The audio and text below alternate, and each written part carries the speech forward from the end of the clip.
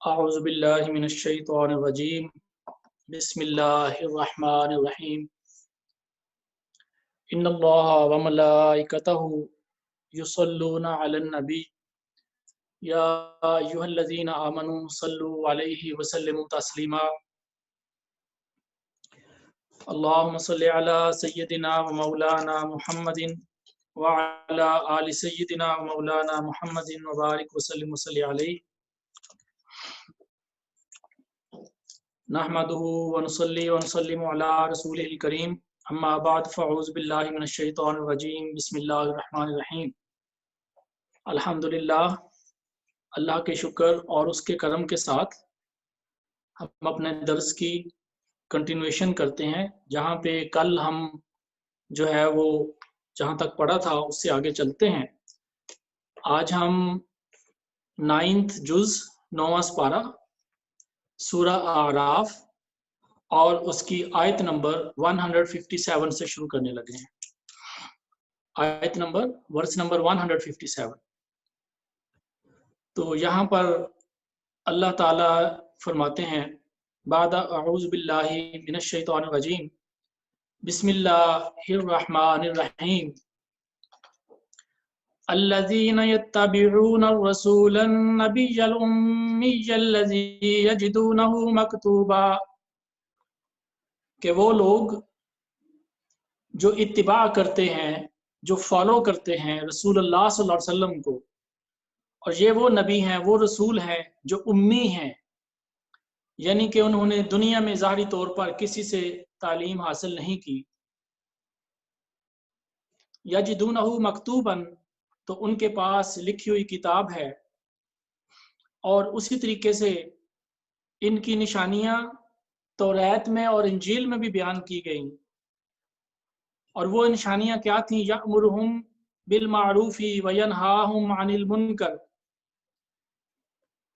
کہ وہ توریت میں اور انجیل میں ان کی جو نشانیاں بیان کی گئیں کہ وہ انہیں بھلائی کا حکم دے گا اور برائی سے منع فرمائے گا، اور پاک صاف چیزیں ان کے لیے حلال کرے گا، یعنی کہ اس کے حلال ہونے کا حکم دے گا، اور خبیث چیزیں، بری چیزوں کو حرام کرے گا، اور وہ ان پر سے بوجھ اور گلے کے پھندے وَيَضَعُ عَنْهُمْ إِصْرَهُمْ وَالْأَغْلَالَ الَّتِي كَانَتْ عَلَيْهِمْ، کہ ان کے جو گلے میں جو پھندے پڑے تھے، جو مشکلات تھیں ان پر، ان کو دور کرے گا۔ فَالَّذِينَ آمَنُوا بِهِ وَعَزَّرُوهُ وَنَصَرُوهُ وَاتَّبَعُوا النُّورَ الَّذِي أُنزِلَ مَعَهُ أُولَئِكَ هُمُ الْمُفْلِحُونَ۔ یہ آیت نمبر 157 ہے، اور اس آیت کی جو میننگ ہے، اللہ رب العزت یہ فرما رہے ہیں کہ جو نبی امی، یعنی کہ نبی اکرم ہمارے پیارے نبی حضرت محمد مصطفیٰ صلی اللہ علیہ وسلم کا جو لقب ہے نبی امی، امی کہتے ہیں جو کسی سے پڑھا ہوا نہ ہو، جس نے دنیا میں کسی کے ساتھ کسی سے ایز اے اسٹوڈنٹ پڑھا نہ ہو۔ تو ہمارے رسول نبی اکرم صلی اللہ علیہ وسلم نے کسی اسکول، یونیورسٹی یا مدرسے میں تعلیم حاصل نہیں کی تھی۔ اللہ تعالیٰ نے ان کو نبوت عطا فرمائی، نبی امی، یعنی کہ امی نبی، ان کا خطاب آپ کو ملا، یہاں پہ یہ بیان کیا گیا۔ تو رسول اللہ صلی اللہ علیہ وسلم کی جو نشانیاں تھیں وہ اللہ تعالیٰ نے جو ہے وہ اہل کتاب کی کتابوں میں بھی دی تھیں، بائبل کے اندر، توریت کے اندر اور انجیل میں لکھا تھا کہ وہ نبی پاک صلی اللہ علیہ وسلم کی جو نشانیاں تھیں، ان کے سائنز جو تھے، ان میں یہ تھا کہ وہ نیک کاموں کا حکم کریں گے، برے کاموں سے روکیں گے، اور حلال چیزوں کو پاک کریں گے، اور جو گندی چیزیں ہیں ان کو حرام کریں گے۔ اور اس سے پہلے جو بنی اسرائیل میں ان کے اوپر یہ سختی تھی کہ ان کا اگر کپڑا گندا ہو جاتا تھا تو اس کپڑے کو کاٹنے کا حکم تھا، دھونے کا نہیں تھا۔ اسی طریقے سے مطلب یہ ہے کہ کوئی کپڑا اتنا گندا ہو جائے تو ان کے اوپر اس طرح کی سختیاں تھیں کہ جو بندہ گناہ کر لیتا تو اس کے دروازے کے اوپر نشان لگ جاتا تھا اور اس کو دنیا میں ہی سزا ملتی تھی۔ تو اللہ کے پیارے حبیب صلی اللہ علیہ وسلم کے آنے سے وہ مشکلات دور ہو گئی۔ امت محمدی میں ایسی چیزیں نہیں ہیں، ایسی سختی نہیں ہے۔ اللہ تعالیٰ نے وہ جو سختیاں تھیں وہ ختم کر دی۔ اور پھر اللہ تعالیٰ فرماتے ہیں فَالَّذِينَ آمَنُوا، پس جو لوگ ایمان لائے، and then thus those people who believed in Allah subhanahu wa ta'ala and who believed in the Prophet of Allah subhanahu wa ta'ala, تو جو اللہ کے رسول پر ایمان لائے وَعَزِّرُوهُ وَنَصَرُوهُ، تو وہ اس کی تعلیم کریں، ان کی تعظیم کریں، یعنی کہ ان کی رسپیکٹ کریں، وَنَصَرُوهُ اور ان کی ہیلپ کریں، وَاتَّبَعُوا نُورَ الَّذِي أُنزِلَ مَعَهُ اور اس نور کی، اس ہدایت کی پیروی کریں، follow that Noor which came with him، جو ہمارے پیارے نبی اکرم صلی اللہ علیہ وسلم کے ساتھ جو نور آیا، وہ قرآن پاک اور اس کی ہدایت جو آئی اس پر عمل کریں۔ تو اللہ رب العزت فرما رہے ہیں کہ یہاں سے جو ہے اپنے جو مومن ہیں، جو ایمان والے ہیں، وہ اپنے نبی کی عزت اور توقیر اور احترام کریں اور اس نور کی پیروی کریں جو ان کے ساتھ نازل ہوا، تو پھر ہی تم لوگ کامیاب ہوگے۔ اور یہاں پہ اس سے یہ پتہ چلتا ہے کہ حضور نبی اکرم صلی اللہ علیہ وآلہ وسلم کی جو رسپیکٹ ہے، آپ کی جو محبت ہے، آپ کا جو پیار ہے اور آپ کی جو اتباع ہے اور آپ کی رسپیکٹ اور عزت کرنا جو ہے، اس کا حکم اللہ رب العزت خود دے رہے ہیں۔ اور ہر طریقے سے تعظیم عمل کے ساتھ بھی اور زبان کے ساتھ بھی یہ ضروری ہے۔ صرف وہ تعظیم اور رسپیکٹ جو کہ شرک نہ ہو، اس کے علاوہ سب کچھ جائز ہے۔ شرک کے علاوہ سب کچھ جائز ہے۔ رسول اللہ صلی اللہ علیہ وسلم کو سجدہ جائز نہیں تھا، آپ نے خود منع فرما دیا۔ اور اس کے علاوہ جو ہے باقی اللہ کے ساتھ ملانا یا اللہ کے برابر ٹھہرانا، کوئی مسلمان سمجھتے ہوئے ہر بندے کو یہ عقیدہ ہمارا یہ ہے کہ ہمارے پیارے محمد صلی اللہ علیہ وسلم محمد عبدہ و رسولہ، وہ اللہ کے بندے اور رسول ہیں۔ تو اللہ میں اور بندے میں یہ فرق ہوتا ہے، خالق میں اور مخلوق میں یہ فرق ہوتا ہے، لیکن اس کا مطلب یہ نہیں کہ ہم توحید کا نام لے کر رسول اللہ صلی اللہ علیہ وسلم کی جو ہے عزت میں کوئی کمی کریں یا ان کے کوئی نقص نکالیں یا کسی طریقے سے ان کی شان میں گستاخی کرنے کی کوشش کریں۔ تو یہ بھی سورہ اعراف چل رہی ہے۔ اسی میں جو ہے کہ بہت سارے علماء نے، اس کی مفسرین نے اس کی تفسیر میں یہ لکھا ہے کہ نبی غیب کی خبریں دینے والے کو کہتے ہیں، اور نبی امی وہ نبی ہے جو غیب کی خبریں عطا فرماتا ہے۔ اور اس کے بعد چند جو اس سے ریلیٹڈ احادیث ہیں، اس میں اس کا ترجمہ اعلیٰ حضرت احمد رضا خان صاحب نے امی کا ترجمہ یہ لکھا ہوا ہے کہ بے پڑھے، یعنی کہ یہ ترجمہ بالکل حضرت عبداللہ ابن عباس کے ارشاد کے مطابق انہوں نے اپنی حدیث پاک میں فرمایا، انہوں نے حدیث بیان کی اور اس کی تفسیر میں یہ لکھا کہ یقیناً امی ہونا رسول اللہ صلی اللہ علیہ وسلم کے معجزات میں سے ہے، یعنی کہ آپ وہ نبی ہیں کہ جو ظاہری طور پر کسی سے علم حاصل نہیں کیا آپ نے، اور اس کے باوجود آپ کی فصاحت و بلاغت اور آپ کے علم اور آپ کے معاملات کا یہ حال تھا کہ بڑے بڑے جو فصیح و بلیغ جو ہے آپ کے سامنے گنگ ہو جاتے تھے، چپ ہو جاتے تھے۔ یہ رسول اللہ صلی اللہ علیہ وسلم کا معجزہ ہے کہ آپ وہ کتاب لے کر آئے جس کے اندر پہلوں کی بھی خبریں ہیں اور بعد میں آنے والوں کی بھی خبریں ہیں، اس میں غیب کا بھی علم ہے۔ تو اسی لیے اس میں جو ہے وہ آگے چلتے ہوئے جو اس آیت مبارکہ میں صحیح بخاری کے اندر اسی کے ڈیٹیل میں جو ہے وہ جو آپ کے اوصاف، آپ کی صفتیں بنی اسرائیل کی کتابوں میں لکھی ہوئی تھیں، ان کو بیان کرتے ہوئے حضرت عطا بن یسار رضی اللہ تعالیٰ عنہ نے حضرت عبداللہ بن عمر سے حضور نبی اکرم صلی اللہ علیہ وسلم کے وہ اوصاف دریافت کیے جو توریت میں ہیں۔ تو انہوں نے کہا کہ خدا کی قسم، حضور سید المرسلین صلی اللہ تعالیٰ علیہ وسلم کی جو صفتیں قرآن کریم میں آئی ہیں ان میں سے توریت میں بھی ہیں۔ اور اس کے بعد انہوں نے پڑھنا شروع کیا کہ اے نبی، ہم تمہیں شاہد اور مبشر اور نذیر اور امیوں کا نگہبان بنا کر بھیجا، تم میرے بندے ہو اور تم میرے رسول ہو، میں نے تمہارا نام متوکل رکھا، نہ بد خلق ہوں گے، نہ سخت مزاج ہوں گے، نہ بازاروں میں آوازیں اونچی کرنے والے ہوں گے، نہ برائی کا بدلہ برائی سے دینے والے ہوں گے، بلکہ غلطیاں کرنے والے گناہ گاروں کو معاف کرنے والے ہوں گے، احسان کرنے والے ہوں گے، اور اللہ تمہیں اس وقت تک نہیں اٹھائے گا جب تک کہ اے نبی تیری برکت سے اس قوم کو اللہ تعالیٰ رستہ نہ عطا فرما دے اور لوگ یقین کے ساتھ نہ کہہ دیں لا الہ الا اللہ محمد الرسول اللہ، اور اس کی بدولت، تمہاری بدولت، جو آنکھیں بند ہیں، لوگ جو غفلت میں پڑے ہیں ان کی آنکھیں کھل جائیں گی۔ اے نبی تیری وجہ سے جن کے کان بند ہیں، جو ہدایت لینے سے انکاری ہیں، ان کے کان کھل جائیں گے، اور جن کے دل پردوں میں لپٹے ہوئے ہیں ان کے دل کشادہ ہو جائیں گے۔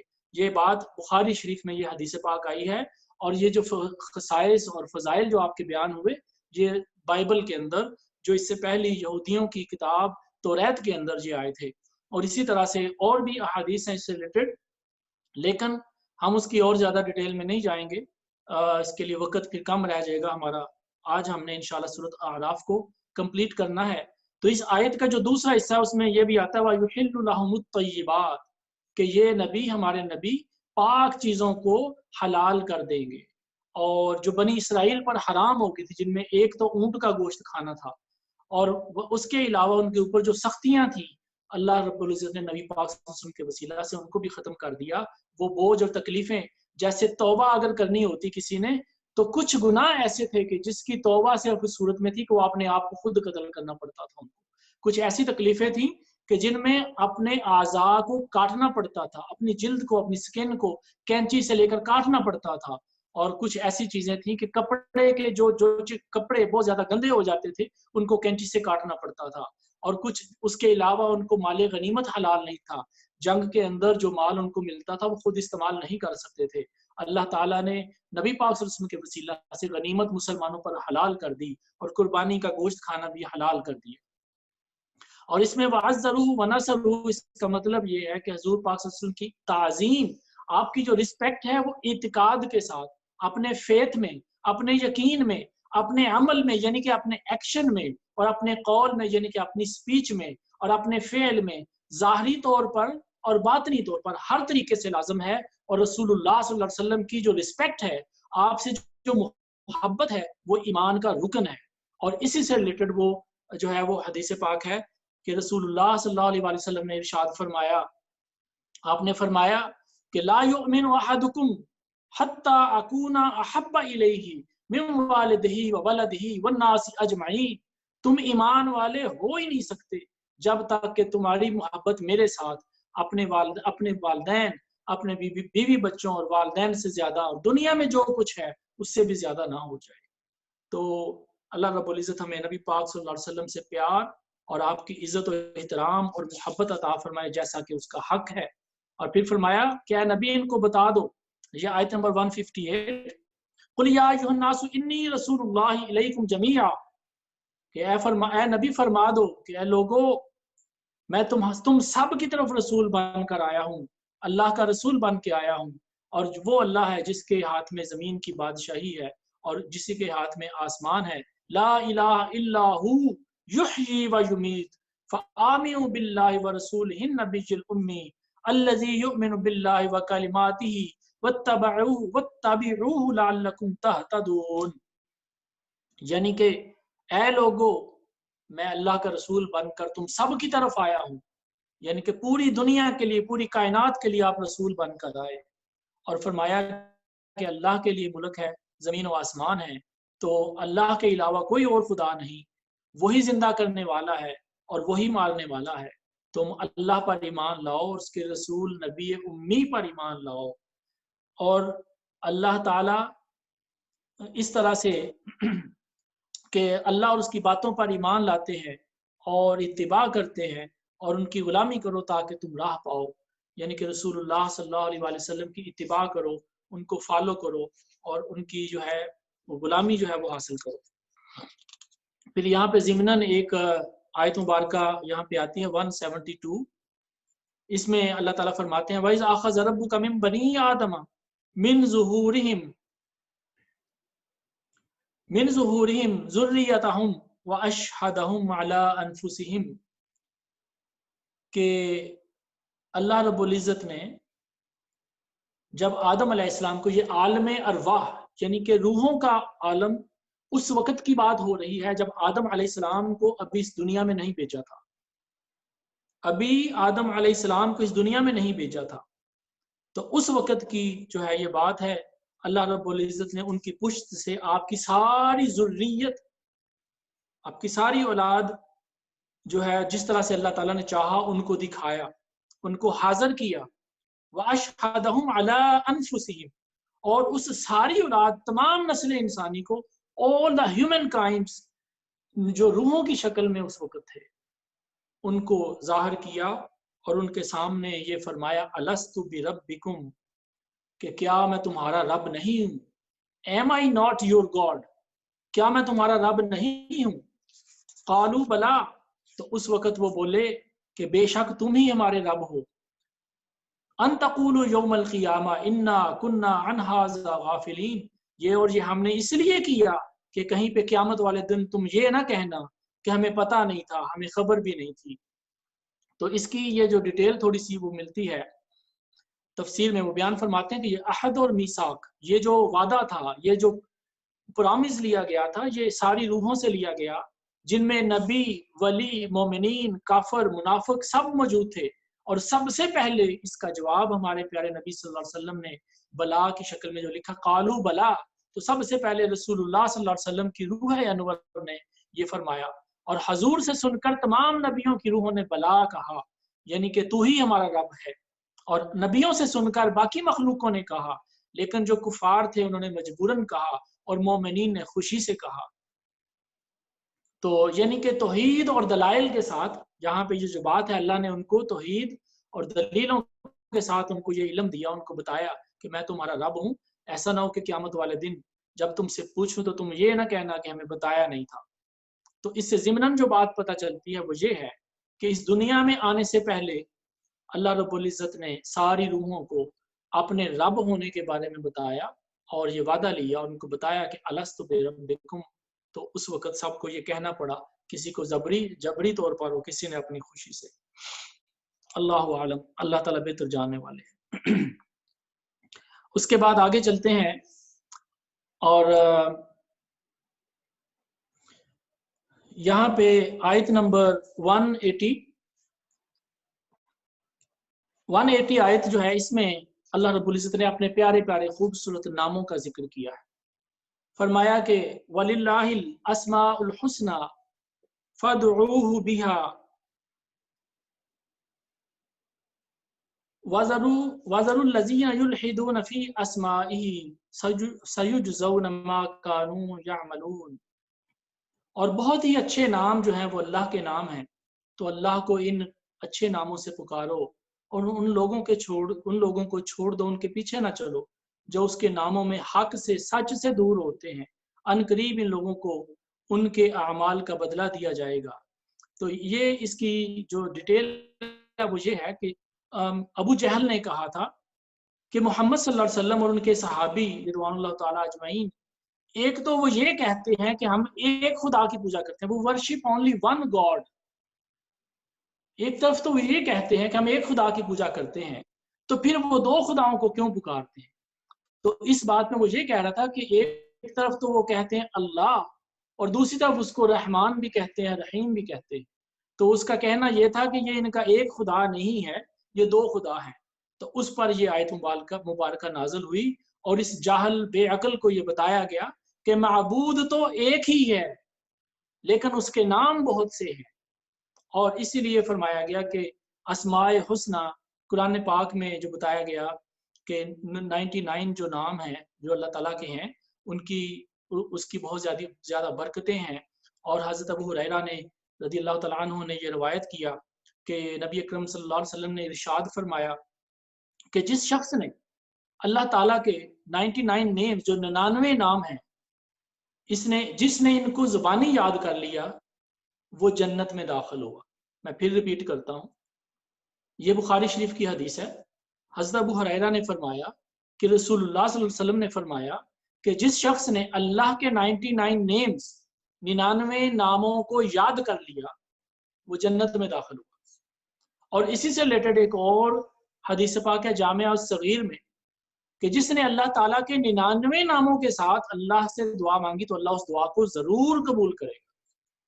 اور یہ جو 99 نام ہیں، ان کا ذکر اگر آپ قرآن پاک کھولیں تو اکثر پہلے صفحے پر لکھے ہوتے ہیں۔ هو اللہ الذی لا الہ الا هو الرحمن الرحیم المالک القدوس السلام المؤمن المہیمن العزیز الجبار المتکبر الخالق الباری المصور الغفار القہار الوہاب۔ تو یہ 99 نیمز جو ہیں وہ پورے کے پورے ان کا ذکر ترمذی کی ایک حدیث پاک میں بھی بیان کیا گیا ہے۔ تو اس میں اس کو 99 نیمز کو پڑھنے کا جو طریقہ بیان کیا گیا، تو اس کا بہترین طریقہ یہ ہے کہ اللہم انی اسألک دعا اس طرح سے کہ اے اللہ میں تجھ سے سوال کرتا ہوں تیرے ناموں سے، یا رحمان و یا رحیم و یا، اس طریقے سے پڑھتا ہوا اللہ تعالیٰ کے نام اس طریقے سے پڑھتا جائے، اور جب وہ سارے نام مکمل ہو جائیں تو پھر دروشی پڑھ کے دعا مانگے، تو انشاءاللہ اللہ کے فضل سے وہ دعا قبول ہوگی۔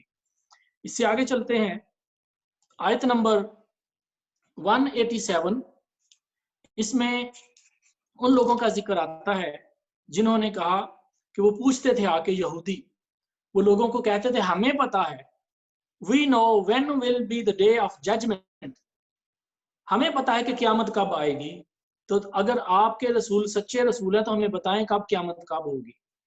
یسألونک عن الساعۃ ایان مرساہا، تم سے پوچھتے ہیں اے پیارے نبی صلی اللہ علیہ وسلم، تم سے یہ پوچھتے ہیں کہ یہ قیامت کب آئے گی، قل انما، تم فرما دو، علمھا عند ربی، اس کا علم میرے رب کے پاس ہے، لا یجلیھا لوقتھا الا ہو، اور اسے وہی اس کے وقت پر ظاہر کرے گا، ثقلت فی السماوات والارض لا تأتیکم الا بغتہ یسألونک کأنک حفی عنہا قل انما علمھا عند اللہ ولکن اکثر الناس لا یعلمون۔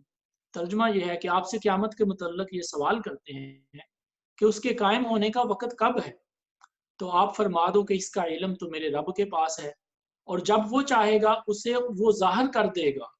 جو آسمانوں اور زمین میں بھاری پڑ رہی ہے، تو یہ اچانک یہ قیامت تم پر آ جائے گی، تو آپ سے تو یہ ایسے پوچھتے ہیں کہ جیسے یہ خود اس کی بڑی ریسرچ اور تحقیق کر چکے ہیں، تو تم فرما دو کہ اس کا علم تو اللہ کے پاس ہے، بے شمار لوگ، اکثر لوگ جو ہیں وہ نہیں جانتے، they don't know۔ تو یہاں سے ابن عباس رضی اللہ تعالیٰ عنہ، عبداللہ ابن عباس رضی اللہ تعالیٰ عنہما سے یہ حدیث پاک ہے کہ یہودیوں نے نبی پاک صلی اللہ علیہ وسلم سے کہا تھا کہ اگر آپ سچے نبی ہیں تو آپ ہمیں ذرا بتائیں کہ یہ قیامت کب آئے گی، کیونکہ ہمیں تو پتہ ہے، یہودیوں کا یہ دعویٰ تھا، they claim that they knew when will be the day of judgment، تو وہ کلیم کرتے تھے کہ ہمیں پتہ ہے کہ قیامت کب آئے گی۔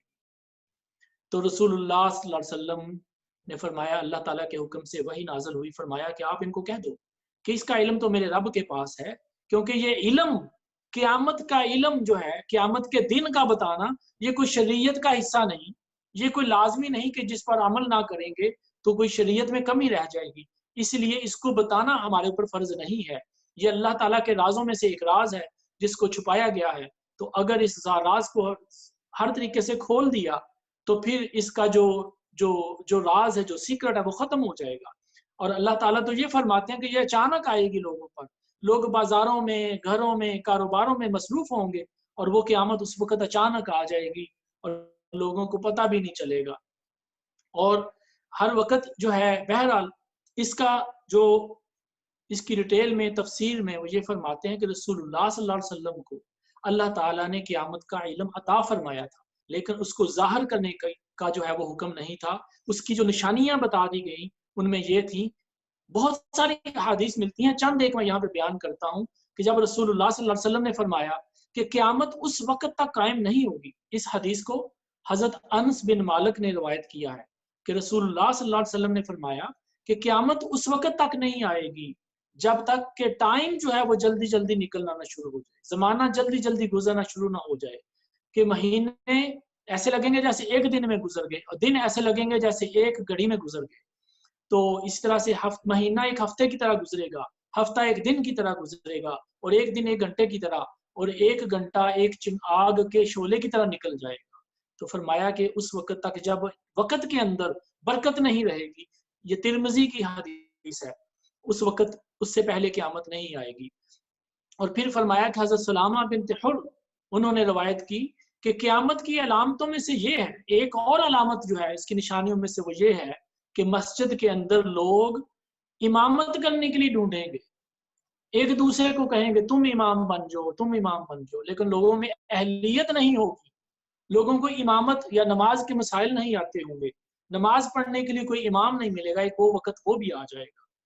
پھر انس بن مالک نے ایک اور روایت کی، حدیث نمبر 3، کہ قیامت کی نشانیوں میں سے ایک نشانی یہ ہے کہ علم اٹھا لیا جائے گا، قرآن پڑھنے والے تو بہت ہوں گے لیکن سمجھنے والے کوئی نہیں ہوں گے۔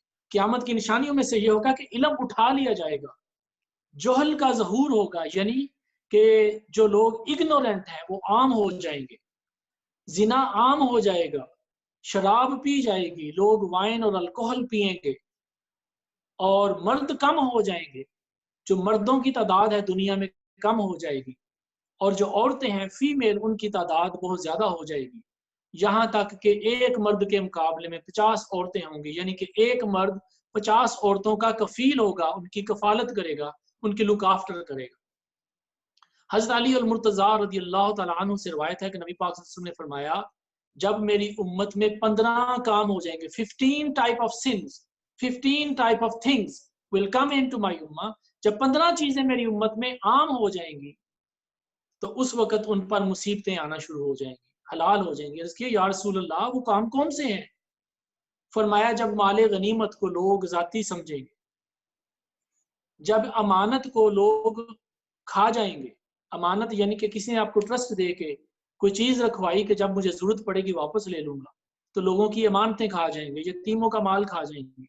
جب لوگ زکوٰۃ کو ٹیکس سمجھیں گے، زکوٰۃ کو پے کرنا ادا کرنا مجبوری سمجھیں گے، جب لوگ اپنی بیوی کو تو فالو کریں گے لیکن اپنے ماں باپ کی جو ہے ان کی ڈس رسپیکٹ کریں گے، ان کی حکم عدولی کریں گے، اپنے ماں باپ کی بات نہیں مانیں گے لیکن اپنی بیوی کی اور اپنے دوستوں کی بات مانیں گے، اور وہ اپنے باپ کے ساتھ برائی کریں گے۔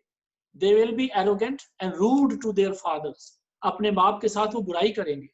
جب مسجدوں میں آوازیں آئیں گی they will be fighting with each other in the mosques، جب ذلیل ترین شخص کو قوم کا سردار بنا دیا جائے گا، جب کسی شخص کے ڈر سے اس کی عزت ہوگی، لوگ اس سے ڈریں گے کہ اگر اس کی عزت نہیں کریں گے تو یہ مار دے گا، جب لوگ شرابیں پئیں گے، جب لوگ مرد جو ہیں وہ ریشم کا کپڑا پہنیں گے اور گانے والے عام ہو جائیں گے اور ساز جو ہیں وہ رکھے جائیں گے، اس امت کے آخری لوگ، اور یہ لوگ اپنے سے پہلے والوں کو برا کہیں گے، اس وقت تم سرخ آندھیوں کا اور زمین کے دھنسنے کا اور مسخ ہونے کا انتظار کرنا۔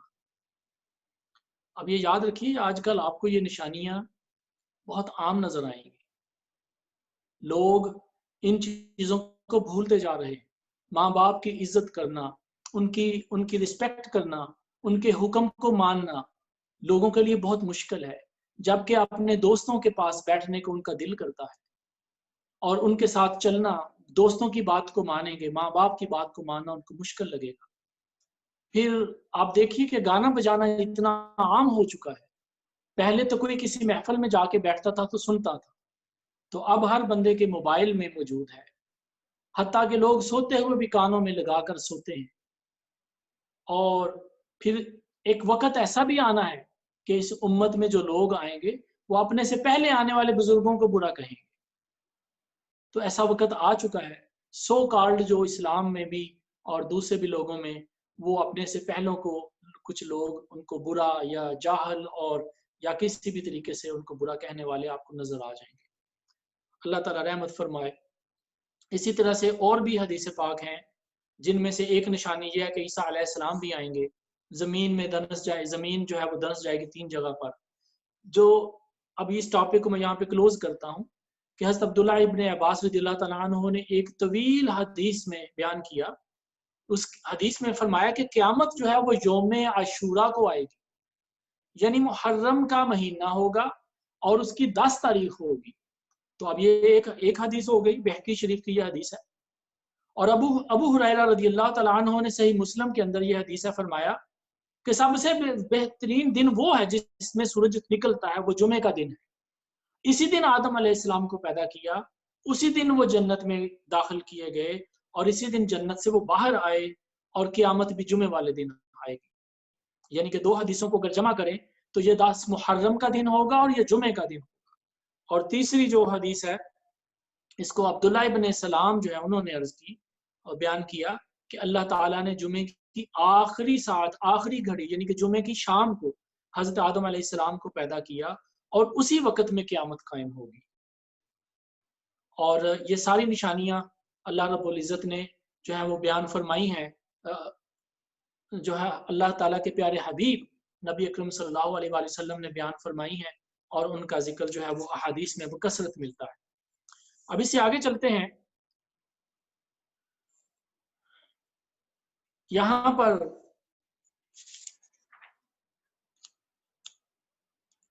व इम्मा यनज़गन्नका आयत नंबर 200 व इम्मा यनज़गन्नका मिनश शैतानि नज़गुन फस्तइज़ बिल्लाह, ऐ सुनने वाले अगर शैतान तुझे किसी गलत काम पर लगाए, तुझे गलत काम पर उभारे, तो फौरन अल्लाह की पनाह मांग लो, बेशक वही जानने वाला है।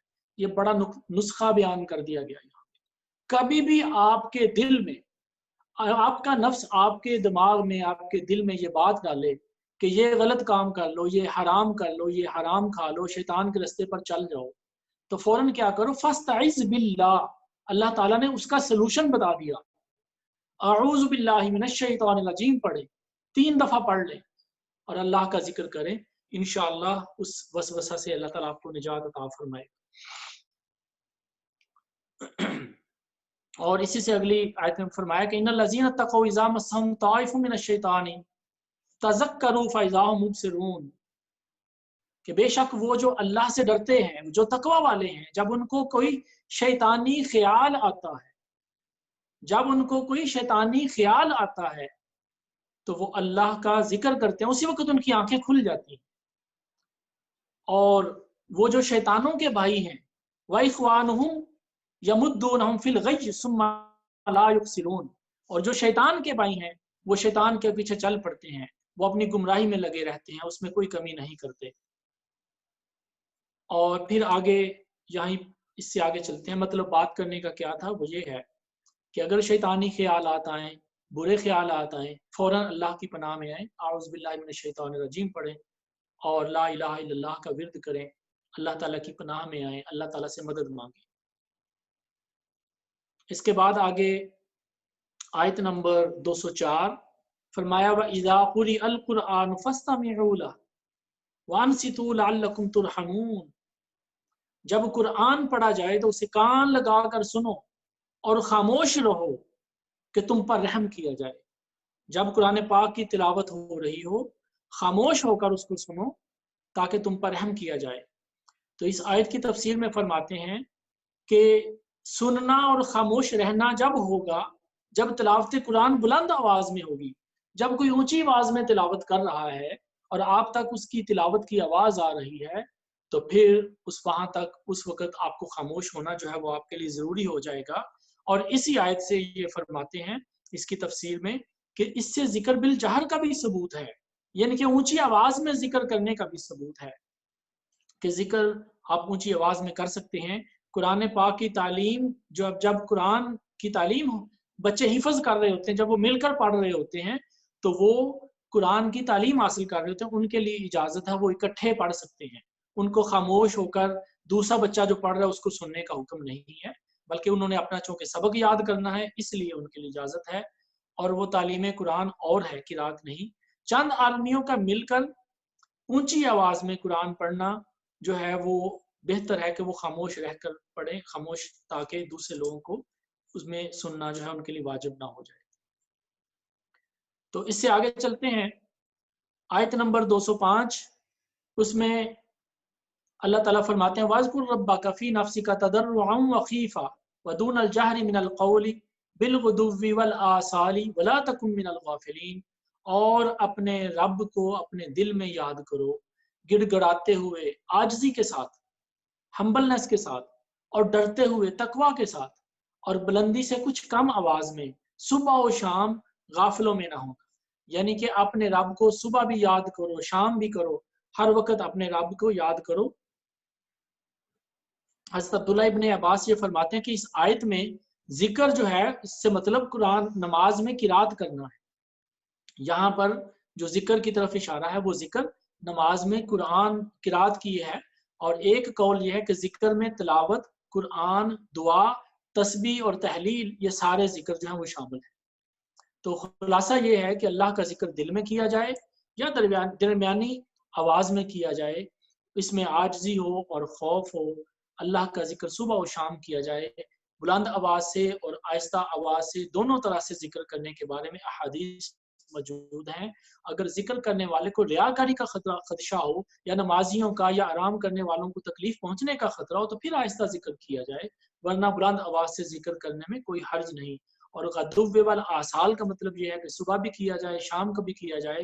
اب فجر کی نماز کے بعد اور عصر کی نماز کے بعد کوئی اور نماز نہیں پڑھ سکتے، لیکن آپ اس دوران میں بیٹھ کے ذکر تو کر سکتے ہیں، قرآن تو پڑھ سکتے ہیں، تسبیح تو کر سکتے ہیں.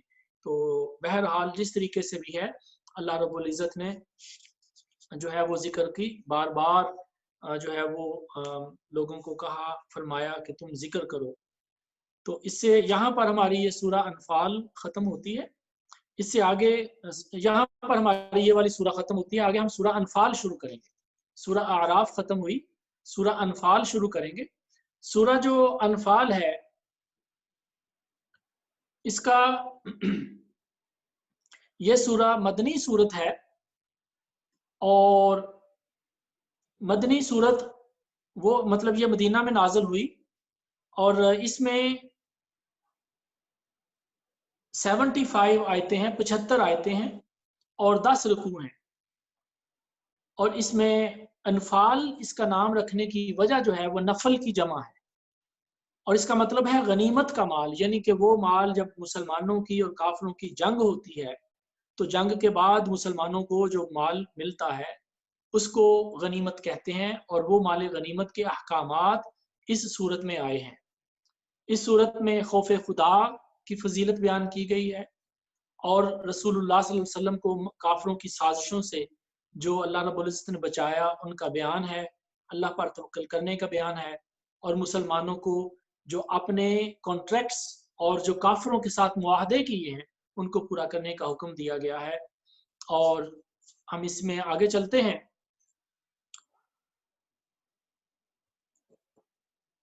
سورہ انفال، اس میں بسم اللہ الرحمن الرحیم، یسألونک عن الانفال قل الانفال للہ والرسول فاتقوا اللہ واصلحوا ذات بینکم واطیعوا اللہ والرسول ان کنتم مؤمنین.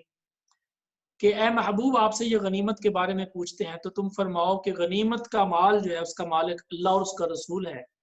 تم اللہ سے ڈرو اور آپس میں اس کی وجہ سے لڑائی جھگڑا نہ کرو، یعنی کہ مال غنیمت کی وجہ سے لڑو نہیں، اللہ اور اس کے رسول کی اطاعت کرو اگر تم مومن ہو. جس طرح سے حضور اس کو تقسیم کر دیں اسی طریقے سے اس کو مان لو، اس کے اوپر اعتراضات نہیں کرنا چاہیے. تو اس میں جو اگلی آیت ہے آیت نمبر 2،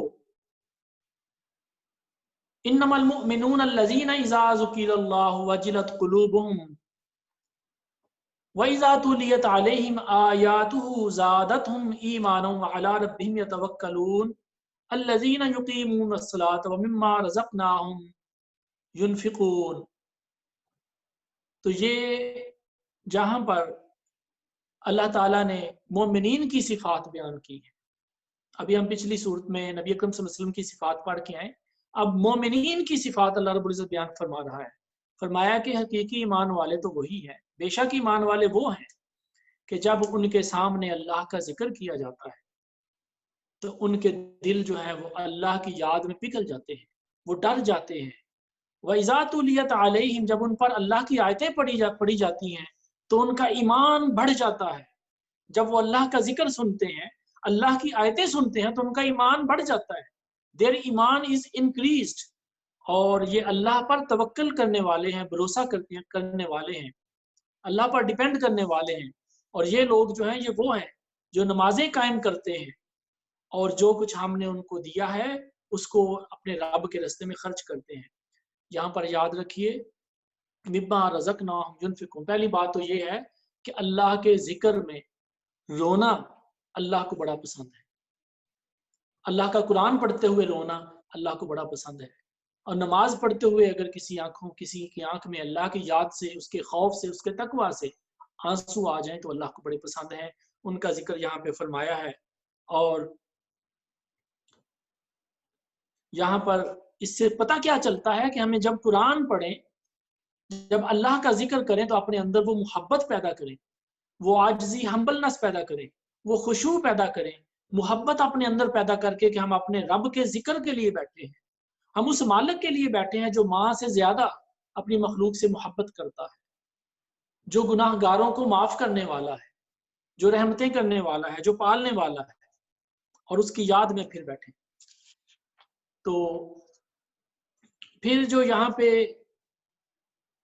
ينفقون، اس کی تھوڑی سی بات میں کرنا چاہتا ہوں کہ اللہ رب العزت جب اپنے بندوں کو رزق عطا فرماتا ہے تو رزق میں ہر وہ چیز ہے، ہر وہ نعمت ہے جو اللہ تعالیٰ کی طرف سے تمہیں ملی، تمہارا مال، تمہاری صحت، تمہارا علم، اور تمہاری جاہ و حشمت اور ٹریننگ، اور جو کچھ بھی ہے اللہ تعالیٰ کی طرف سے تمہیں ملا، وہ رزق ہے۔ اس کو اللہ کے راستے میں کیسے استعمال کرنا ہے اس کے بارے میں سوچئے۔ اگر اللہ نے آپ کو مال دیا ہے تو اس کے راستے میں زکوٰۃ نکالیں، صدقہ و خیرات کریں، اور اگر اللہ نے آپ کو صحت اور تندرستی دی ہے تو اپنے آپ کو اللہ کے رستوں میں لگائیں، اللہ کے کاموں میں لگائیں۔ اور اگر علم دیا ہے تو پھر اس کو پھیلائیں، اس کو لوگوں تک پہنچائیں تاکہ لوگ اس سے فائدہ لیں۔ تو جب تک آپ کے علم کا فائدہ لوگوں کو ہوتا رہے گا، آپ نے کسی کو اچھی بات پہنچائی تو جب تک وہ لوگ اس پر عمل کرتے رہیں گے آپ کو بھی اس کا ثواب ملتا رہے گا۔ اور یہاں پر اس سے آگے چلتے ہیں، آیت نمبر 17 ہے، یہ واقعہ میدان بدر کا ہے۔ ہم پہلے پیچھے پڑھ چکے ہیں واقعہ بدر، غزوہ بدر کا واقعہ۔ یہاں پہ مختصر ایک اور اس سے ریلیٹڈ ریلیونٹ جو ہے وہ آیت مبارکہ آئی، تو ہم اس کو تھوڑا سا بیان کرتے ہیں۔ آیت نمبر 17، فَلَمْ تَقْتُلُوهُمْ وَلَكِنَّ اللَّهَ قَتَلَهُمْ وَمَا رَمَيْتَ إِذْ رَمَيْتَ وَلَكِنَّ اللَّهَ رَمَى وَلِيُبْلِيَ الْمُؤْمِنِينَ مِنْهُ بَلَاءً حَسَنًا إِنَّ اللَّهَ سَمِيعٌ عَلِيمٌ، کہ ان کو تو تم نے نہیں قتل کیا بلکہ ان کو اللہ نے قتل کیا، اور اے محبوب وہ جو مٹی تم نے پھینکی وہ آپ نے نہیں پھینکی بلکہ اللہ نے پھینکی، اور اس لیے کہ مسلمانوں کو اللہ اس سے بھی اچھا انعام عطا فرمائے گا، بے شک اللہ سنتا ہے اور جانتا ہے۔ یعنی کہ جب جنگ بدر سے مسلمان واپس آئے، ان کو اللہ نے فتح دی، تو اس وقت وہ آپس میں یہ باتیں کرتے تھے، کوئی کہنے لگا میں نے فلانے کافر کو مارا ہے، کوئی کہتا تھا میں نے اس کو مارا ہے۔ تو اس موقع پر یہ آیت کریمہ نازل ہوئی کہ اللہ رب العزت نے فرمایا کہ اس فتح کو اپنی طاقت کا ذریعہ مت سمجھو، یہ جو تمہیں فتح دی ہے یہ ہم نے عطا کی ہے، یعنی اللہ نے عطا کی ہے، اور اس کو اپنے قوت بازو کا نتیجہ نہ سمجھو۔ اور اس سے جو اگلا حصہ ہے اس میں اللہ تعالیٰ یہ فرماتا ہے کہ جو میرے محبوب کا عمل ہے، جو میرے نبی نے جو کام کیا ہے وہ میرا ہی کام ہے۔ نبی اکرم صلی اللہ علیہ وسلم نے وہ میدان بدر کے مقام پر ریت کی ایک مٹھی پکڑی زمین سے، اور اس پر دم کر کے، شاہت الوجوہ کا دم کر کے، ایسے کر کے کافروں کی طرف پھینک دیا، تو وہ ان کافروں کی آنکھوں میں مٹی پڑی۔ اب ذرا یہ بھی ایک معجزہ دیکھیے کہ 1000 کافر کھڑا ہے اور رسول اللہ صلی اللہ علیہ وسلم اس کو اٹھا کے ایسے پھینک رہے ہیں، ایک مٹھی مٹی 1000 بندے تک پہنچ گئی، ان کی آنکھوں میں گری، تو اللہ تعالیٰ اس کو یہ مٹھی میں ایسے پھینکنا جو ہے، پتھریاں یا جو مٹی یا ریت جو بھی تھا، تو اس کو اللہ تعالیٰ یہ فرما رہے ہیں وَمَا رَمَيْتَ، اے محبوب یہ آپ نے نہیں پھینکی، یہ ہم نے پھینکی ہے۔ محبوب کا یہ عمل، پیارے نبی صلی اللہ علیہ وسلم کا یہ عمل جو ہے اللہ تعالیٰ فرماتے ہیں یہ ہم نے پھینکی۔ تو وہ کافروں کی آنکھوں میں جو ہے وہ پڑ گئی، تو اللہ رب العزت نے حضور نبی اکرم صلی اللہ علیہ وسلم کے مٹھی پر خاک پھینکنے کی نفی نہ فرمائی بلکہ اس کو ثابت رکھا۔ اس سے آگے چلتے ہیں، آیت نمبر 28، اس میں अल्लाह ताला फरमाते हैं वअलमू अन्नमा अमवालुकुम व औलादुकुम फितना, और जान जाओ कि तुम्हारे माल और तुम्हारी औलाद ये सब कुछ फितना है। व अन्नल्लाह इंदहु अज्रुन अज़ीम। या अय्युहल्लज़ीना आमनू इन तत्तकुल्लाह यजअल लकुम फुरक़ानन व युकफ्फिर अन्कुम सय्यिआतिकुम व यग़फिर लकुम वल्लाहु ज़ुल फ़ज़लिल अज़ीम। कि ऐ ईमान वालो, तुम अल्लाह और रसूल से दगा ना करो, ये उसकी पिछली आयत का मतलब है, और अपनी इमानतों में, और ना ही अपनी इमानतों में खयानत करो। तो आयत नंबर जो 28 है उसका मतलब ये है कि और जान जाओ कि तुम्हारी माल और तुम्हारी औलाद तुम्हारे लिए फितना है। अब उर्दू ज़ुबान में हम फितने का मतलब समझते हैं कि बहुत ही बुरा है। दरअसल फितने का मतलब होता है कि ये इम्तिहान है, दिस इज योर टेस्ट, ये तुम्हारे लिए आजमाइश है। औलाद और माल आजमाइश कैसे है?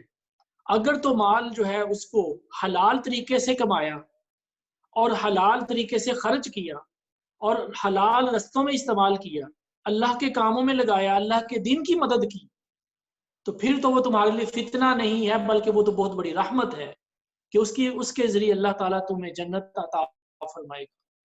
लेकिन अगर वही माल हराम से कमाया या हलाल से कमाया और हराम में खर्च किया, तो वो तुम्हारे लिए बहुत बड़ा सख्त अजाब का बायस बन जाएगा। और इसी तरह से वो औलाद कि जिसको तुमने पाल पोस कर बड़ा किया लेकिन उनकी तालीम और तरबियत ना की, उनको अच्छा दीन ना सिखाया और उनको नमाज की तलकीन ना की, या वो औलाद जो बड़ी होकर माँ बाप की फरमाबरदार न बने, नाफरमान बने, बेअदब हो जाए, गुस्ताख हो जाए, तो उस वक्त तुम्हारे दिलों को तकलीफ होती है। तो ये आजमाइश है। इसलिए कहा जाता है कि औलाद तुम्हारे लिए जन्नत का भी बायस बन सकती है और दोज़ख का। लेकिन मुसलमानों की औलाद जो है, मोमिनों की औलाद जो है, जो उनको अल्लाह ताला चाहे, उनको अल्लाह ताला अपनी मर्जी से और अपने करम से अपने रास्ता अता फरमाता है, और वो मोमिनों के लिए जन्नत का बायस ही बनती है।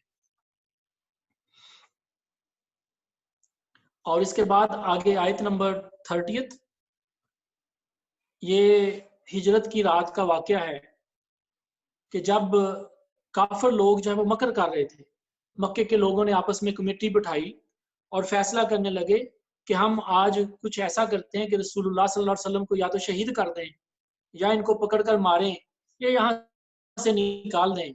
और वो आपस में खुफिया तदबीरें कर रहे थे, और जो है वो कहने लगे। अब इसका वाकया इस तरह से है कि कुरैश ने अपने कमेटी घर यानी कि दारुल निदवा में जमा होकर हजूर अलैहिस्सलाम की इज़ार सानी के मुतल्लिक मशवरा कर रहे थे, आपको तकलीफें देने का, आपको कत्ल करने का मशवरा कर रहे थे, आपको शहीद करने का मशवरा कर रहे थे।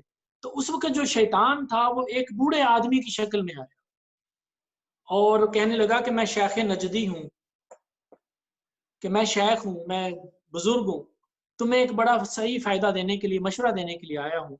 तो काफिरों ने उसको भी शामिल किया और कहने लगे, एक बोला कि हजूर को हम किसी मजबूत मकान में बंद कर दें ताकि लोग उनसे मिल ही ना सके, और बंद कर दें, आप वहीं पर हलाक हो जाएंगे। तो फिर वो बूढ़ा कहने लगा कि उनके जो दोस्त हैं वो उनको वहां से निकाल लेंगे।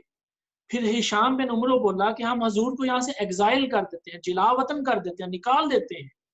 फिर वो कहने लगा कि जब वो किसी दूसरे मुल्क में चले जाएंगे तो वहां पर जाकर नबी पाक सल्लल्लाहु अलैहि वसल्लम अपना दीन फैलाएंगे और फिर बड़ी जमात तैयार करके तुम्हारे ऊपर चढ़ाई कर देंगे। फिर अबू जहल बोला कि हम क्या करते हैं, सारे ट्राइब्स में से एक एक बड़ा बहादुर बंदा लेके आते हैं, वो अपनी तलवारें लेकर आए, हम इकट्ठे मिलकर नबी पाक पर हमला कर दें, उनको शहीद कर दें। तो जो बनी हाशिम है, जो नबी पाक सल्लल्लाहु अलैहि वसल्लम का जो कबीला है, वो उन सारे कबीलों से जंग नहीं लड़ सकेंगे और वो खून बहा लेकर छोड़ देंगे, ब्लड मनी लेकर छोड़ देंगे। तो शेख जो बूढ़ा था उसने ये राय पसंद की और सारे काफिर इस पर इकट्ठे हो गए, और जिब्राइल अमीन ने अल्लाह के हुक्म से ये सारी बात रसूलुल्लाह सल्लल्लाहु अलैहि वसल्लम को वही के जरिए आके बताई और फरमाया कि सरकार आज शब अपनी आराम गाह में क़याम ना फरमाएं, यानी कि अल्लाह ताला की तरफ से ये इजाज़त आ गई कि आप यहाँ से हिजरत कर जाएं और मदीना की तरफ चले जाएं। तो हजूर नबी अकरम सल्लल्लाहु अलैहि वसल्लम ने फरमाया, ए अली, तुम मेरे बिस्तर पर मेरी चादर लेकर लेट जा। उनको अपनी चादर दे दी اپنی کملی مبارک ان کو دے دی. قربان جائیں حضرت علی کرم اللہ وجہہ کے نصیب پر کہ رسول اللہ صلی اللہ علیہ وسلم کا اپنا چادر ان کو عطا فرمائی، ساری نعمتیں ان کو، ساری امانتیں ان کے حوالے کی اور فرمایا کہ تو آرام سے یہاں پر سو جا، بے فکر ہو، تمہیں کوئی تکلیف نہیں ہوگی. اور خود وہاں سے اپنے گھر سے باہر تشریف لے آئے. اور پھر حضرت علی کو یہ فرمایا کہ تم جب صبح ہوگی تو یہ لوگوں کی جو امانتیں ہیں، جو لوگوں کا ٹرسٹ میرے پاس جو مال ہے، give them their money back and then you come back with us. تو اس کے بعد تم ہجرت کر کے آ جانا، امانتیں واپس کر کے آ جانا. تو پھر جب وہ رسول اللہ صلی اللہ علیہ وسلم باہر نکلے، رات کا وقت تھا، تو باہر جو کافر تھے وہ گھر کے چاروں طرف کھڑے تھے. تو اس وقت رسول اللہ صلی اللہ علیہ وسلم نے سورہ یاسین کی یہ آیت مبارکہ اِنَّا جَعَلْنَا فِي أَعْنَاقِهِمْ أَغْلَالًا فَهِيَ إِلَى الْأَذْقَانِ فَهُمْ مُقْمَحُونَ، اس کا دم کیا ایک مٹھی بھر مٹی کے اوپر اور ان محاصرہ کرنے والوں کی طرف ایسے کر کے پھینک دی، اور وہ سب ایسے اندھے ہو گئے کہ رسول کے درمیان میں سے گزر گئے اور ان کو خبر تک نہ ہوئی. حضور نبی اکرم صلی اللہ علیہ وسلم نے ابوبکر صدیق کو اپنے ساتھ لیا اور غار ثور میں تشریف لے گئے. اور علی کرم اللہ وجہہ انہی کفار کو، یہی کفار جو آپ کو مارنے والے تھے، انہی کو ان کی امانتیں واپس، ان کا مال ان کے حوالے کر کے مدینہ شریف جو ہے وہ چلے گئے. اور مشرکین جو تھے ساری رات حضور کا دروازہ گھیر کر کھڑے رہے. جب صبح کو حملہ کا ارادہ کیا تو بستر پر دیکھا تو وہاں پر تو حضور کی بجائے حضرت علی کرم اللہ وجہہ ہیں. پریشان ہو کر نکلے کہ حضور کو تلاش کریں اور جہاں پر ملیں ہم ان کا خاتمہ کر دیں. تو ڈھونڈتے ڈھونڈتے غار ثور پر، کیو آف ثور، وہاں پر پہنچے تو وہاں پہ دیکھا کہ جو مکڑی ہے، ایک سپائڈر ہے، اس نے اپنا ویب بنا دیا تھا، وہاں پہ جالا لگا دیا تھا. تو انہوں نے دیکھا کہ یہاں پہ تو جالے لگے ہوئے ہیں، تو اس کے اندر انہوں نے نہیں دیکھا، وہیں سے جو مڑ گئے. تو اس غار میں انہوں نے اندر گھس کر نہیں دیکھا. حضور نبی اکرم صلی اللہ علیہ وسلم یہاں پر 3 دن رہے اور یہ اسی واقعہ کی طرف جو ہے پھر آگے اشارہ ہے. اور اس کے بعد آیت نمبر 35 کے اندر اللہ تعالیٰ یہ فرماتے ہیں کہ یہ جو کافر خانے کعبے کے پاس جا کے شور کرتے تھے نماز کرنے کے، سمجھتے تھے کہ ہم نماز پڑھتے ہیں، سیٹیاں بجاتے تھے اور وہ تالیاں بجاتے تھے اور ننگے اس کا طواف کرتے تھے. فرمایا یہ کوئی نماز نہیں ہے ان کی، یہ کوئی کچھ نہیں ہے، یہ تو بکواس ہے، یہ سیٹی اور تالی ہے. تو یہ عذاب چکھیں گے اپنے کفر کی وجہ سے. تو اس کے بعد یہاں پر جو ہے یہ 9واں سپارہ ختم ہوتا ہے اور 10واں سپارہ جو ہے وہ یہاں پہ شروع ہوتا ہے. اور اللہ تعالیٰ فرماتے ہیں کہ جو مال غنیمت ہے اس کا 5واں حصہ خاص اللہ تعالیٰ کے لیے ہے اور اللہ اور اس کے رسول کے لیے، وَلِذِي الْقُرْبَىٰ وَالْيَتَامَىٰ وَالْمَسَاكِينِ، یتیم اور مسکینوں اور مسافروں کے لیے ہے. اور باقی جو ہے وہ 4 حصے وہ مجاہدین کے ہیں، یعنی کہ جو لوگ حصہ جنگ میں حصہ لینے والے تھے ان میں تقسیم کر دیا جائے گا. تو مال غنیمت کے احکامات اس میں آگے، اسی وجہ سے جو ہے اس سورت کا نام انفال پڑا. تو یہاں پہ پھر ہم آگے چلتے ہیں.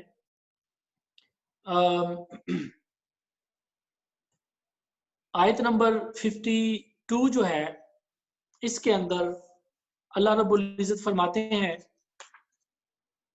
کَدَأْبِ آلِ فِرْعَوْنَ وَالَّذِينَ مِن قَبْلِهِمْ كَفَرُوا بِآيَاتِ اللَّهِ فَأَخَذَهُمُ اللَّهُ بِذُنُوبِهِمْ إِنَّ اللَّهَ قَوِيٌّ شَدِيدُ الْعِقَابِ. بلکہ اس سے پچھلی جو آیت ہے اس کو میں چھوڑ گیا، آیت نمبر 50، وَلَوْ تَرَىٰ إِذْ يَتَوَفَّى الَّذِينَ كَفَرُوا، کہ جب تم دیکھو کہ وہ لوگ جنہوں نے کفر کیا، کہ جب وہ لوگ مرتے ہیں، جب ان کی موت آتی ہے، جب اللہ کے نبی کے گستاخوں کی موت آتی ہے، جب کافروں کی موت آتی ہے، تو اللہ تعالی فرماتے ہیں کہ جب یہ لوگ مرتے ہیں تو فرشتے ان کی جان نکالتے ہیں اس حالت میں کہ وہ ان کے چہروں پر تھپڑ مار رہے ہوتے ہیں، ان کو پیٹ رہے ہوتے ہیں اور ان کو عذاب دے رہے ہوتے ہیں اور ساتھ ساتھ ان کو جھڑک رہے ہوتے ہیں اور کہتے ہیں کہ وَذُوقُوا عَذَابَ الْحَرِيقِ، اب تم اس عذاب کا مزہ چکھو جس کو تم جھٹلا رہے تھے.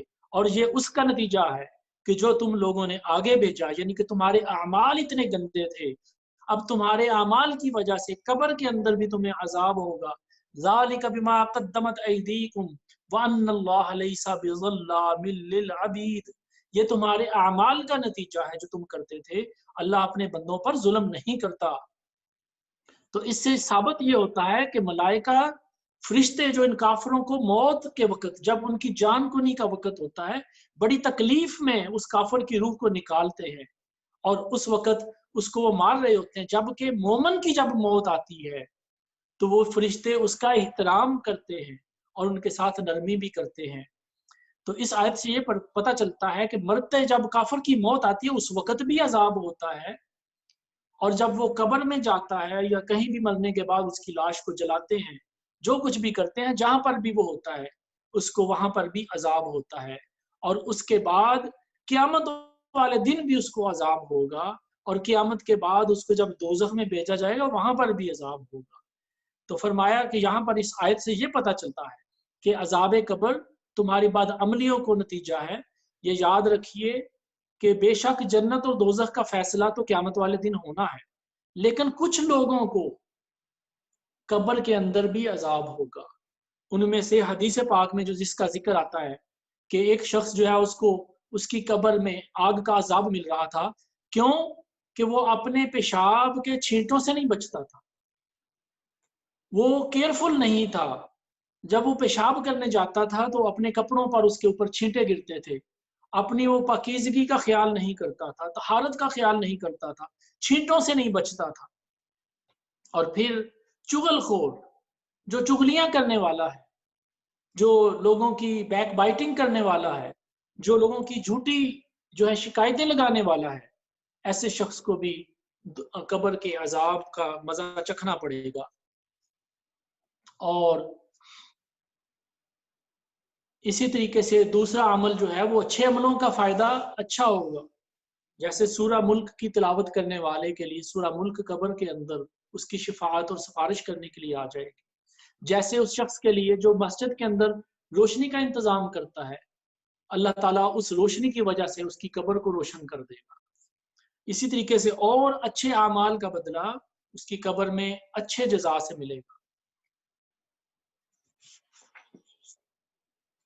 اس کے بعد یہاں پر جو ہے وہ آیت نمبر 65، بلکہ اس سے پہلے آیت نمبر 60، وَأَعِدُّوا لَهُم مَّا اسْتَطَعْتُم مِّن قُوَّةٍ وَمِن رِّبَاطِ الْخَيْلِ تُرْهِبُونَ بِهِ عَدُوًّا لِّلَّهِ وَعَدُوَّكُمْ وَآخَرِينَ مِن دُونِهِمْ لَا تَعْلَمُونَهُمْ اللَّهُ يَعْلَمُهُمْ.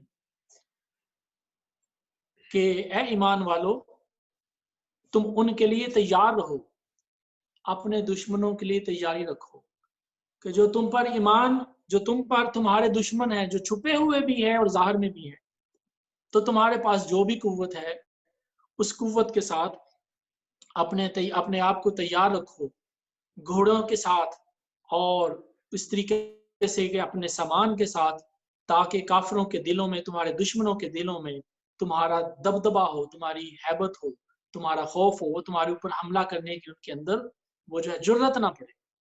اور اللہ تعالیٰ تمہارے دشمنوں کو بھی جانتا ہے اور جو ان میں سے پہلے ہیں، جو کچھ ان میں بعد میں ہیں. اور پھر اس کے بعد آیت نمبر 65 میں اللہ تعالیٰ فرماتے ہیں کہ اے پیارے نبی، مومنوں کو اللہ کے راستے میں جہاد کرنے کی جو ہے وہ حرص بتاؤ، ان کو خبر بتاؤ، اس کی طرف ابھارو، تاکہ یہ اللہ کے راستے میں چلیں اور اللہ کے دین کا بول بالا ہو. اب یاد رکھیے کہ جہاد کے بہت سارے طریقے ہیں. قلم کے ساتھ بھی جہاد ہے، زبان کے ساتھ بھی جہاد ہے. مطلب جہاد کا لٹرل میننگ جو ہے to strive, to make, to try, مطلب یہ کہ کوشش کرنا اللہ کے دین کو پھیلانے کے لیے. اور اس کی ایک جو شکل ہے وہ ایکچولی وار ہے، وار فیئر بھی ہے. تو اس میں اللہ کے راستے میں پیسہ خرچ کرنا وہ بھی اس میں آتا ہے. تو یہاں پر خاص جو بات ہے وہ اللہ اپنی قدرت سے، اپنی رحمت سے مومنوں کو اس بات کی خوشخبری دے رہا ہے کہ اگر تم 20 لوگ ہوگے صبر کرنے والے تو اس جنگ میں اللہ تعالیٰ تمہیں 200 کے اوپر فتح دے دے گا. یعنی کہ ایک مومن جو ہے وہ 10 کافروں کے برابر ہوگا، اور 20 کو اللہ تعالیٰ 200 کے اوپر فتح دے دے گا. اور اگر وہ اگر وہ 100 ہوں گے تو اللہ تعالیٰ 1000 کے اوپر تمہیں فتح دے دے گا. اور پھر فرمایا کہ اللہ نے تم پر تخفیف فرما دی. اگلی آیت، آیت نمبر 66، وہ جانتا ہے کہ تم میں سے کچھ کمزور بھی ہیں. تو اگر ایسی بات ہے تو اگر صبر کرنے والے ہوں تو اگر تم لوگ 100 ہو گے تو اللہ تعالیٰ 200 کے اوپر تمہیں فتح دے دے گا. اور اگر تم 1000 ہو تو اللہ 2000 کے اوپر کافروں کے اوپر تمہیں فتح دے دے گا. اور اللہ تعالیٰ صبر کرنے والوں کے ساتھ ہے. اور یہ سورہ جو ہے انفال، یہ آج مکمل ہوتی ہے. اور اس میں جیسے ہم نے پہلے ذکر کیا کہ غنیمت کا مال، جنگ کے جو وارفیئر کے رولز ہیں اللہ تعالیٰ نے قرآن پاک میں بیان فرمائے، ان کا ذکر آتا ہے. کل ہم سورہ توبہ پڑھیں گے، اس کے اندر خاص طور پہ جو ہے وہ وارفیئر اور اس طرح سے جو مسلمانوں کا جو طریقہ ہے کہ کافروں کے ساتھ، قیدیوں کے ساتھ کیا سلوک کرنا ہے، اس کے بارے میں بیان ہوگا. تو آج جو ہے وہ یہاں پہ آخری جو اس کی آیت مبارکہ ہے وہ یہ ہے کہ والذین آمنوا وہاجروا وجاہدوا فی سبیل اللہ، آیت نمبر 74. والذین آووا ونصروا اولئک هم المؤمنون حقا لهم مغفرۃ ورزق کریم، کہ جن لوگوں نے ایمان لائے، ہجرت کی، اللہ کے راہ میں لڑے اور جنہوں نے جگہ دی اور مدد کی، وہی سچے ایمان والے ہیں، ان کے لیے بخشش ہے اور عزت کا رزق ہے. تو اللہ تعالیٰ نے مہاجروں کی یہاں پہ تعریف بیان فرمائی ہے، اور رسول اللہ صلی اللہ علیہ وسلم کی، آپ کے دین کی، اللہ کے دین کی مدد کرنے والوں کی تعریف بیان فرمائی ہے. تو آج پہ ہم اپنا یہاں پہ اپنا درس جو ہے اس کو کنکلوڈ کرتے ہیں. انشاءاللہ تعالیٰ کل یہیں سے ہی 10واں سپارہ سورۃ توبہ جو ہے اس کو پڑھیں گے. کوشش کریں کہ کل سورۃ توبہ کی تلاوت کر کے آئیں، پڑھ کے آئیں، ایک دفعہ ترجمے سے پڑھ لیں تو اور بہتر ہے. انشاءاللہ تعالیٰ کل اس کی تلاوت کریں گے. وآخر دعوانا ان الحمدللہ رب العالمین. میں اسماعیل بیٹے کو دعوت دیتا ہوں کہ آ کے وہ 5 منٹ کی جو سمری ہے اس کو بیان کریں.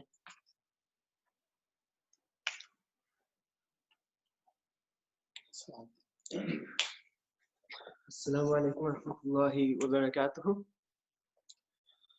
So today we continue from verse 157 of Surah Al-A'raf. So we start by talking about the people who follow the messenger. They get the messenger who gets his wisdom and knowledge from the holy books of Allah and not from the world, the dunya. And they follow what is good and they stay away from what is bad. Allah removes the burdens from them and the shackles from them.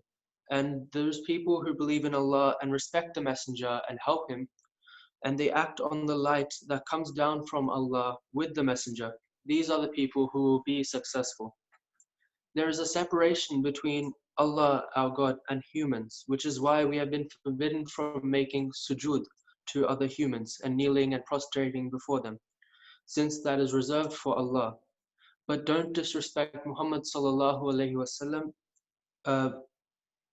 because the separation between Allah and humans does not mean we can disrespect the messengers of Allah. The people of the Torah and the people of the Bible were bound by practices like self-mutilation for committing sins and cutting away filthy parts of their clothes just for the dirt on them, and also not being able to use the wealth they gain in war, and more extremely harsh measures. These measures were lifted as Allah revealed the Quran and sent the message through Muhammad to make it easier for the believers. The love and respect of Muhammad sallallahu alaihi wasallam is the center of your iman as part of the ummah, and you can't be a mu'min unless you love Muhammad sallallahu alaihi wasallam more than your own family and children and brothers. Allah said to follow Muhammad sallallahu alaihi wasallam and be his servant so that you may gain his blessings and the blessings of Allah subhanahu wa ta'ala. In verse 180 Surah Al-A'raf, Allah mentions he has many great names, 99 of them.